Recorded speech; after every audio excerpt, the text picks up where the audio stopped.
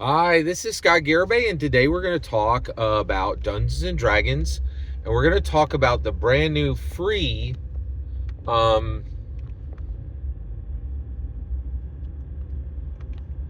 adventure, Uni and the Lost Horn. And this is an incredibly important adventure. It is exclusively available on Dungeons and Dragons Beyond. It comes at an incredibly unusual time in this transition between Dungeons and Dragons 5e 2014 and Dungeons and Dragons VE 2024. And there's something. Well, yeah, I'll talk about that later. I'm gonna stay focused here. So really, really fascinating. Just what's happening with this. And so what I want to do today is I want to summarize the story, and I just want to capture it. Okay, so let's jump in. So Uni and the Lost Horn. So first of all, let's talk about the entire reason this entire thing was done. Every single 1983 Dungeons and Dragons cartoon hero is statted. Eric and Hank, Sheila and Diana, Bobby and Presto, and Uni. They're all literally statted, right? And their stats can be used as, I believe they're all done at fourth level.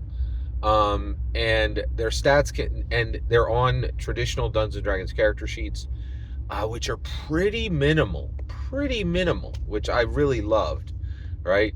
And that means they can be used as player character, and it says flat out you could use these as player characters, or you could use these as non-player characters. So now every single 1983 cartoon hero is statted out as an adult, grown up, right? So they've remained in the realms of Dungeons and Dragons, and now they're statted out. Okay. Now, what's really fascinating is these heroes returned to the realm of Dungeons and Dragons are the heroes returned from IRL because the story actually states that the adventure actually states that this is every one of these grown-up characters from the 1983 cartoons returning to the realm of Dungeons and Dragons after they've already made it back to Earth. We're told that all of them made it back to Earth safely, but we're not told how. That's fascinating. That is extremely fascinating, right? So now we have this story of, this adventure where the 1983 Saturday morning cartoon characters are returning as adults, right? They're no longer like teens. And they're going to help Uni, who never left. Uni never left. So at one point, Bobby left Uni. That's pretty incredible. I'm kind of like, I don't know if I think you know what, and actually what's wild is I know what the design staff did in Dungeons and Dragons. They they're answering a very serious question, right? And this has like political, cultural, IRL ramifications because of what Gary Gygax did in 1983, literally in the middle of the Satanic Panic. Every half the moms in America were like, "We think you're going to trap our children in a fantasy world," and he's like, "How silly! I'll just make a Dungeons and Dragons cartoon show where I say that Dungeons and Dragons is itself an actual trap that will trap your kids into the game and they'll never be able to return."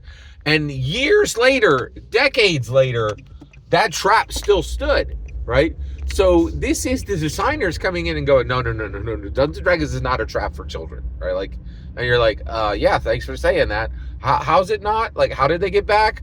We got other stuff to do. You're like, what's happening? It's so wild. So I actually said that I was going to summarize the story. I actually just talked meta about Uni and the Lost Horn. This is a fascinating adventure to me. I have completed reading it.